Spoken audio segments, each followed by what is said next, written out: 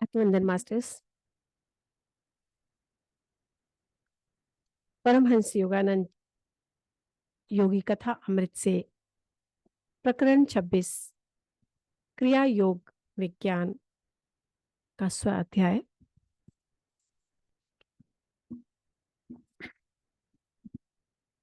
सभी मास्टर्स के प्रेजेंस में रहकर मैं ये स्वाध्याय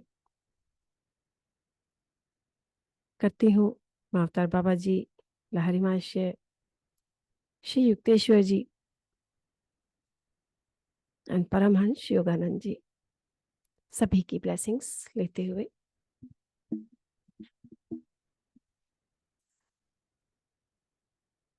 इस पुस्तक में बार बार जिस क्रिया योग विज्ञान का उल्लेख हुआ है उसका आधुनिक भारत में दूर दूर तक प्रसार मेरे गुरु के श्री लाहिड़ी महाशय के माध्यम से हुआ। क्रिया संस्कृत शब्द क्री धातु से बना है जिसका अर्थ है करना, कर्म और प्रतिक्रम करना।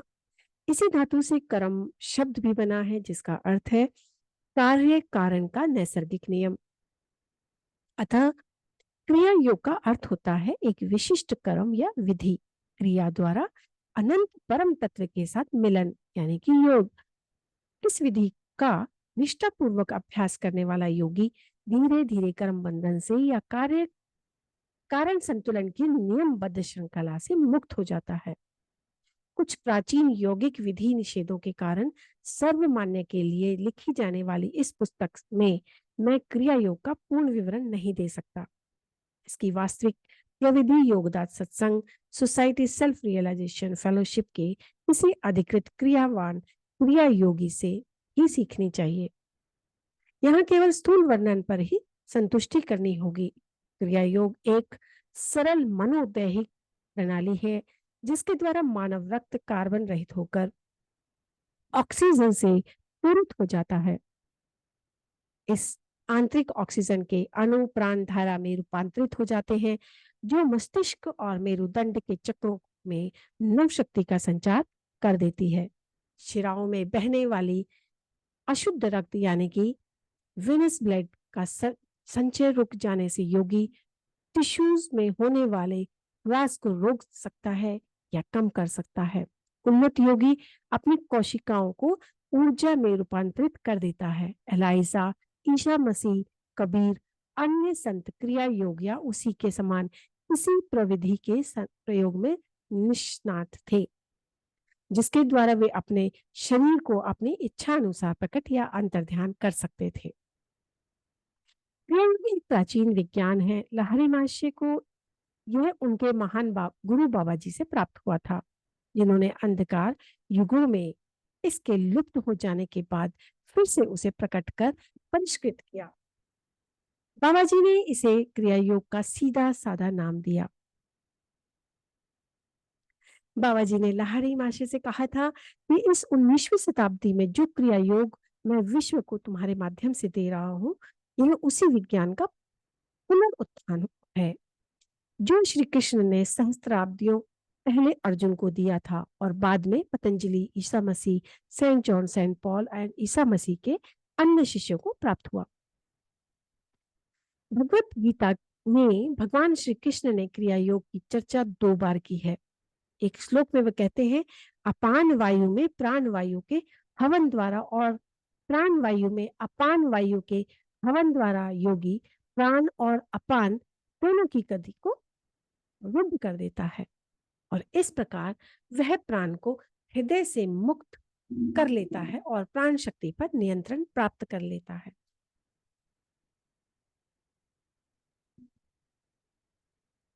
तात्पर्य यह है कि योगी फेफड़ों और हृदय की कार्यशीलता को शांत कर प्राण शक्ति की उस अतिरिक्त आपूर्ति की सहायता से शरीर में होने वाले ह्रास को रोक देता है और अपान को नियंत्रण में कर वह शरीर में वृद्धत्व लाने वाले परिवर्तनों को भी रोक देता है।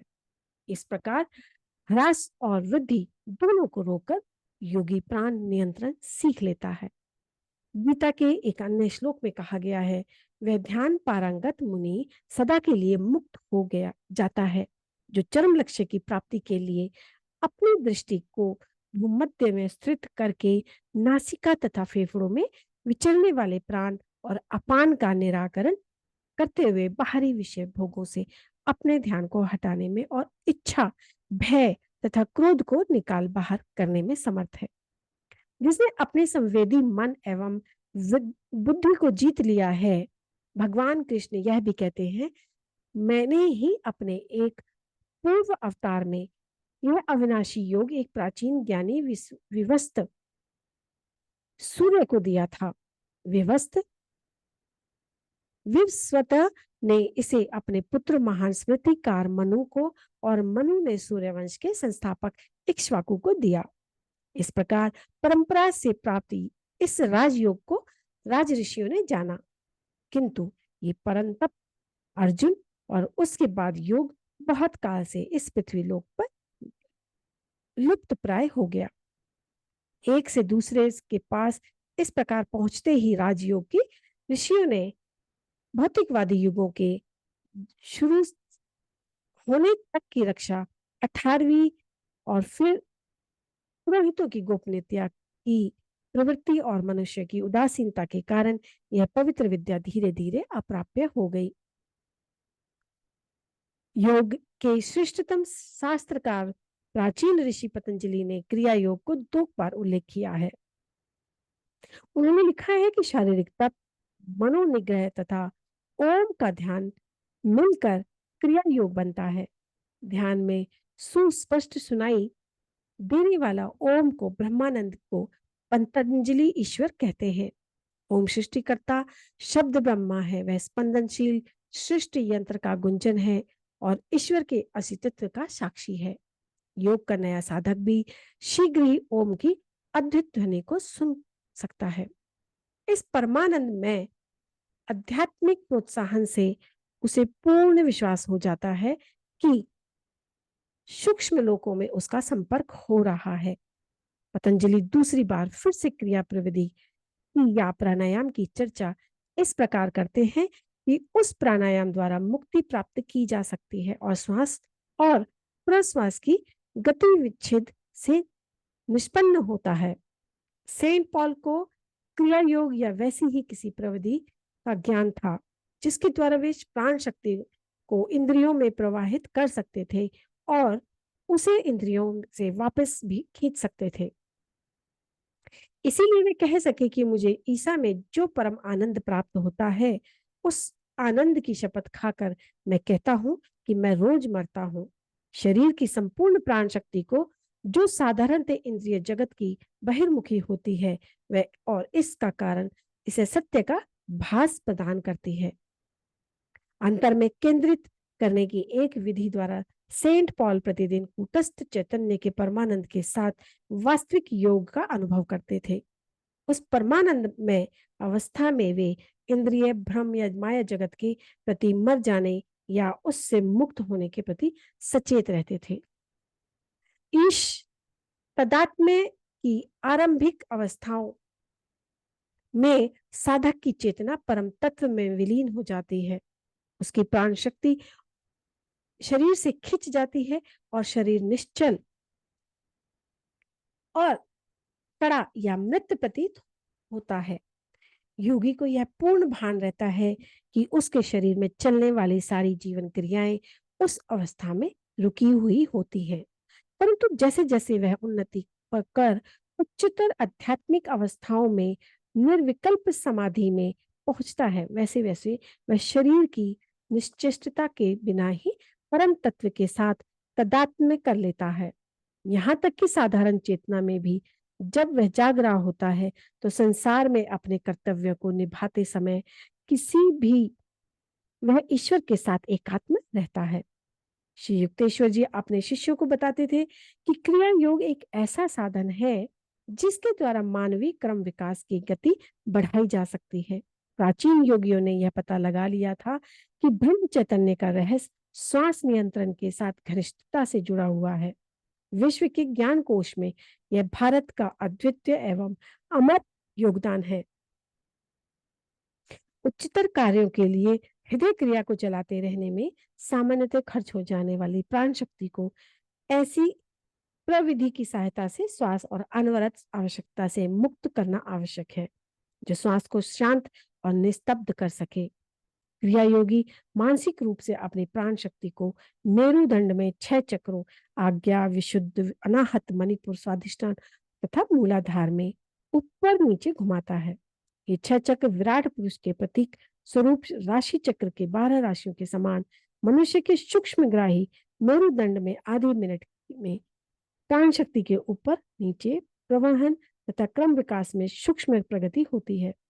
आधे मिनट की यह क्रिया 1 वर्ष की स्वाभाविक तौर पर होने वाली आध्यात्मिक उन्नति के बराबर होती है।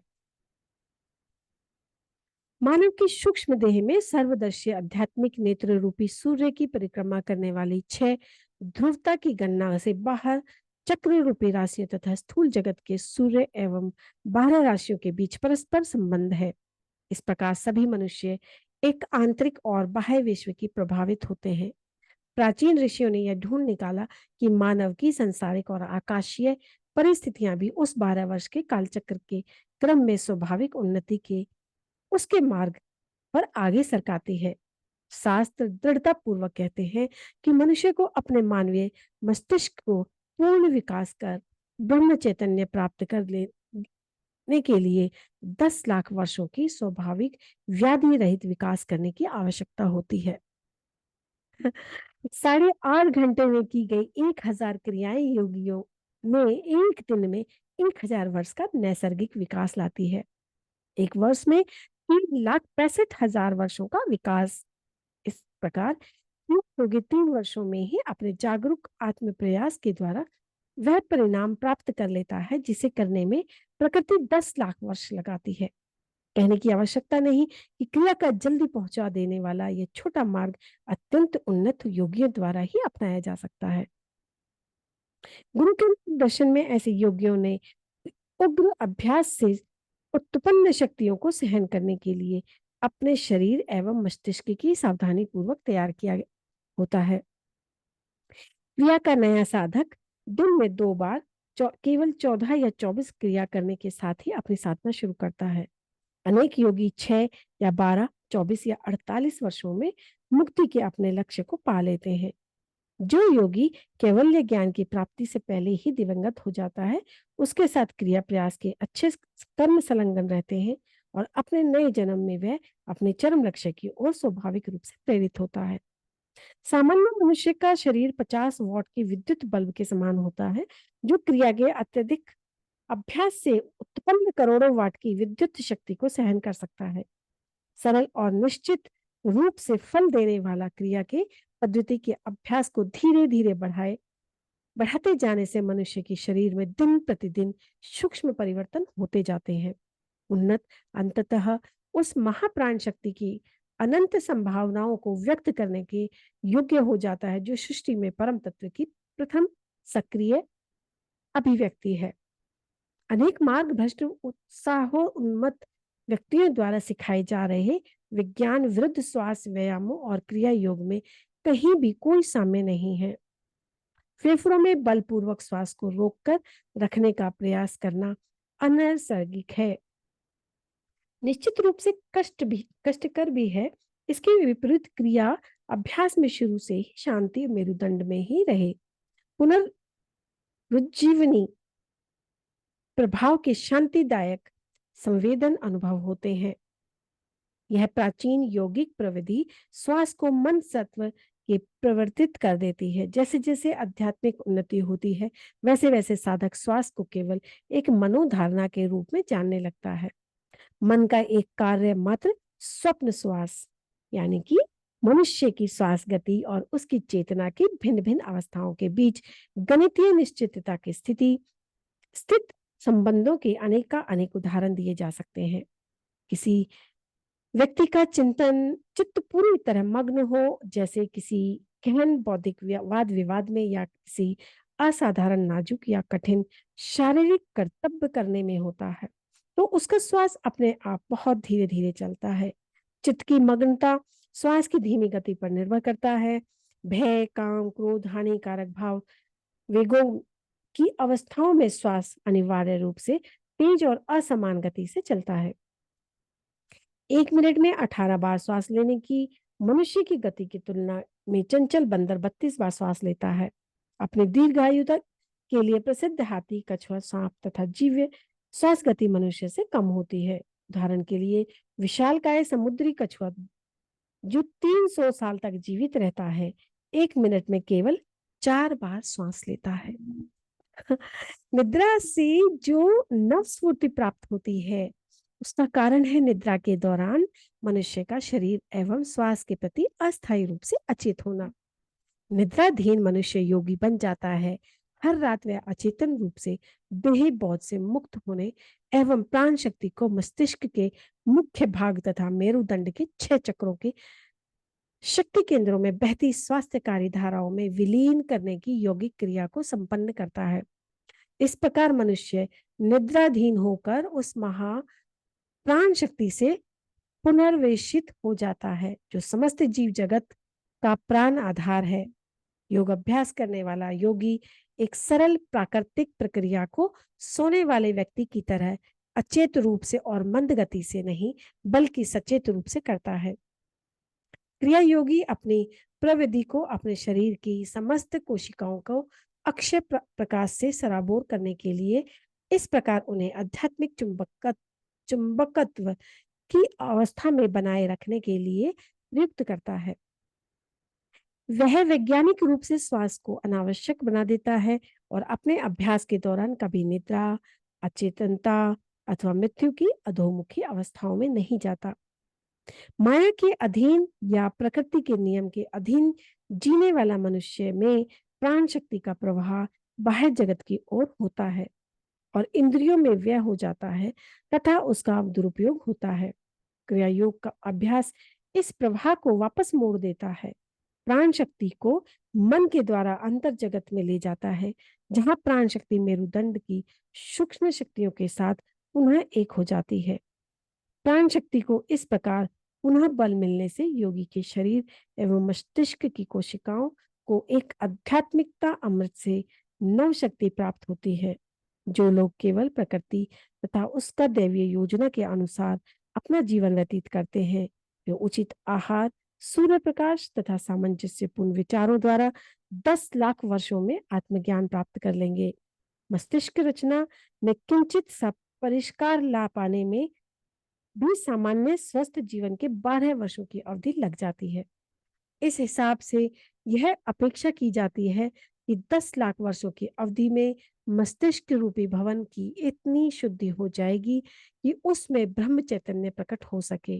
परंतु क्रिया योगी का एक आध्यात्मिक विज्ञान को प्रयुक्त कर प्रकृति के नियमों के इतने लंबे समय तक सावधानी पूर्वक पालन करने की आवश्यकता से अपने आप को मुक्त कर लेता है।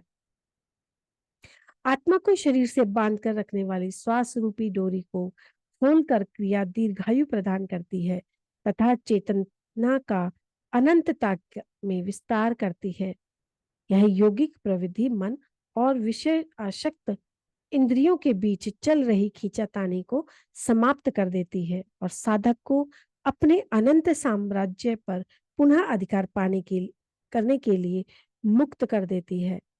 तब साधक ज्ञान जान जाता है कि वास्तविक स्वरूप ना तो शरीर से बंधा है ना ही श्वास से, जो मर्त्य मानव के हवा का दास होने से तथा प्रकृति के पंच महाभूति के आगे विवश होने का प्रतीक है। अपने शरीर एवं मन का स्वामी बनकर क्रिया योगी अंतिम शत्रु मृत्यु पर विजय पा लेता है। ऐसे करोगे तुम मृत्यु का भक्षण जो मनुष्य का करती है भक्षण। यहाँ जब मृत्यु ही एक बार मर जाए तो मरना कैसा फिर। आत्मचिंतन या एकांतवास प्राण शक्ति से बंधे मन और इंद्रियों को विलग करने का अवैज्ञानिक प्रयास है। अपने ईश्वर तत्व की ओर लौटने की चेष्टा करने चिंतनशील मन को प्राण धाराएं बार बार इंद्रियों की ओर वापस खींच लाती है। सीधे प्राण शक्ति के ही द्वारा मन को नियंत्रित करने वाला क्रिया योग अनंत परम तत्व की ओर जाने का सबसे सरल, सबसे प्रभावी, सबसे वैज्ञानिक मार्ग है। बैलगाड़ी के समान धीर में अनिश्चित चिंतन मार्ग की तुलना में क्रिया योग ईश्वर की ओर ले जाने वाला विमान मार्ग है। सभी प्रकार की एकाग्रता एवं ध्यान की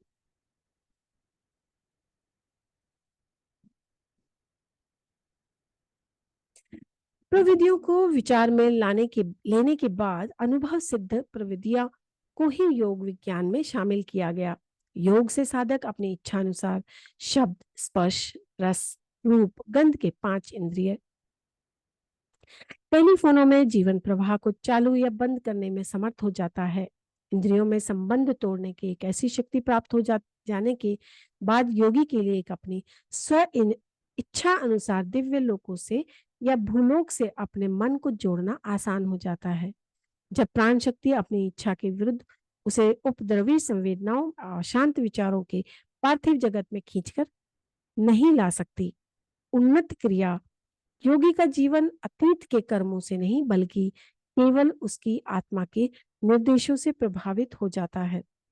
साधक इस प्रकार असाधारण जीवन में अच्छे बुरे अहंकार जनित कर्मों की देखरेख में मंथर गति से होने वाला क्रम विकास के बंधन से बच निकलता है।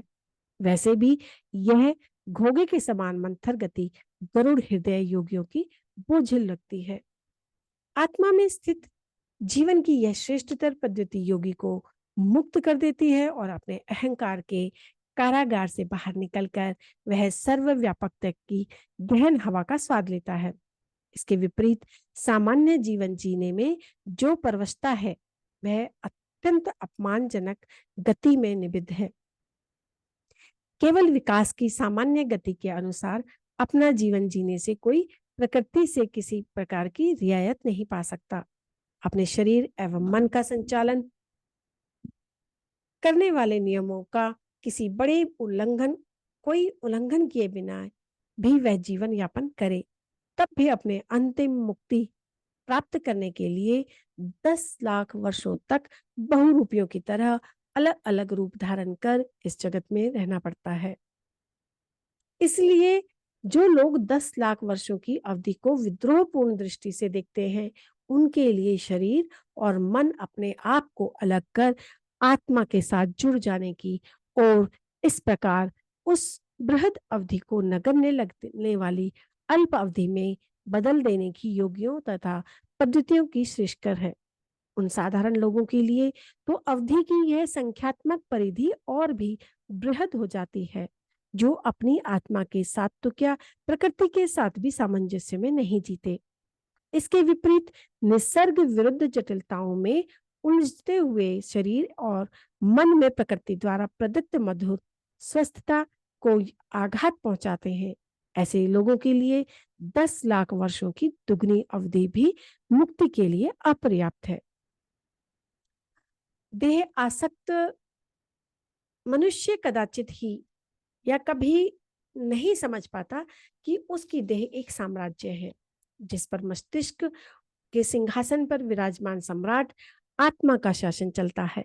इस शासन कार्य में मेरुदंड के 6 चक्रों या चैतन्य केंद्रों में स्थित सहायक राजपति निधि उसकी सहायता करते हुए इस ईश तंत्र के राज्य में आज्ञाकारी प्रजा का विशाल जन समुदाय है। 27,000 अरब कोशिकाएं जो स्वयं चालित प्रतीत होती हैं, परंतु रूपांतरों एवं विलय के अपने समस्त कर्तव्यों का निर्वाह करती हैं। 5 करोड़ आधारभूत विचार भावनाएं 60 वर्ष की औसत जीवन में मनुष्य की चेतना में निरंतर उतार चढ़ाव की अवस्थाएं होती हैं।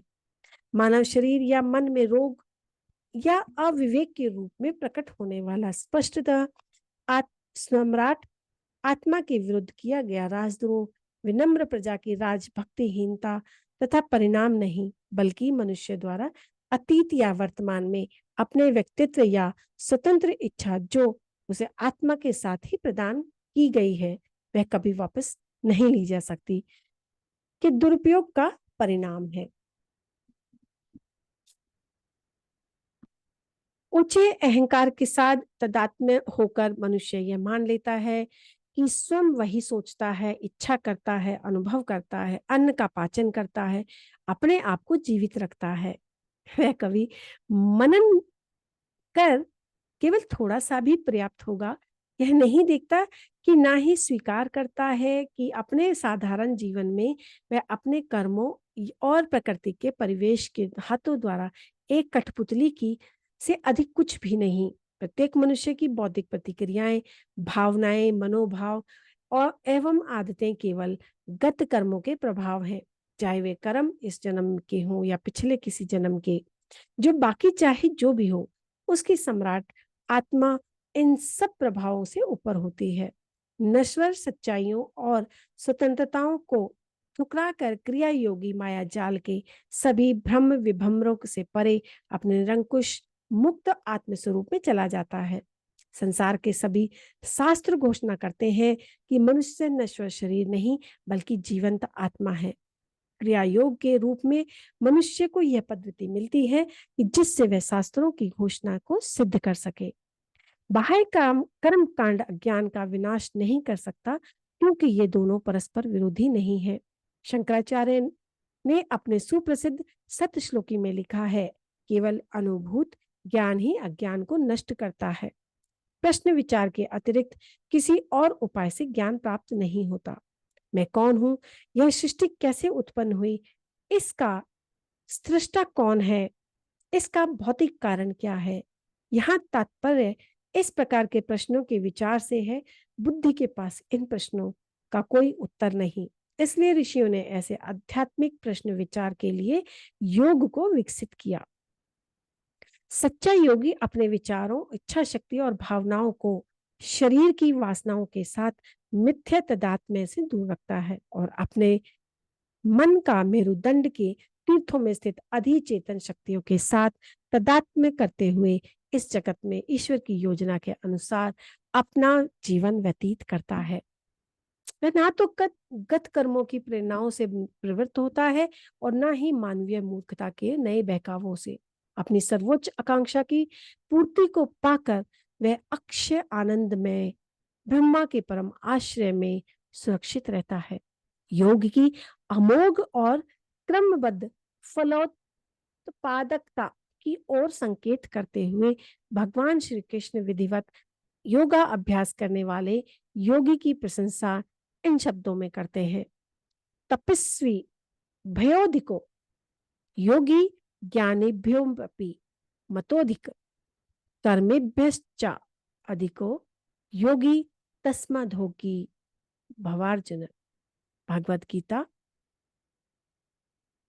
6वें अध्याय में 46 श्लोक। योगी को शरीर पर नियंत्रण करने वाले तपस्वियों, ज्ञान के पथ पर चलने वाले तथा कर्म के पथ पर चलने वाले से भी श्रेष्ठ माना गया है। इसीलिए हे अर्जुन, तुम योगी बनो। भगवत गीता में बार बार जिस यज्ञ की महिमा का वर्णन किया गया है वह यज्ञ क्रिया योग ही है। एकमेव अद्वितीय ईश्वर को समर्पित अद्वैत के हवन में योगी अपनी समस्त मानवीय इच्छा वासनाओं की आहुति डाल देता है। यही वस्तुतः सच्चा यज्ञ है, जिसमें ईश प्रेम की ज्वाला में सारी गत वर्तमान इच्छा वासनाएं जलकर राख हो जाती हैं। परम ज्वाला यानी कि सभी मानवीय पागलपनों की आहुति स्वीकार कर लेती है और मनुष्य मन रहित होकर शुद्ध हो जाता है। लाक्षणिक तौर पर कहा जाए तो उसकी अस्थियों से वासनाओं का सारा मांस अलग हो जाता है। उसकी कर्मों का अस्थि पंजर ज्ञान सूर्य रोगाणु रोधक किरणों में सूख कर साफ हो जाता है। अंततः पूर्ण शुद्ध स्वच्छ बनकर वह मानव अपने भगवान की दृष्टि में निरापद बन जाता है। तो प्रकरण 26 समाप्त। मैं अपनी वाणी को यहीं विराम देती हूँ। शेष भाग कल। धन्यवाद, धन्यवाद, धन्यवाद।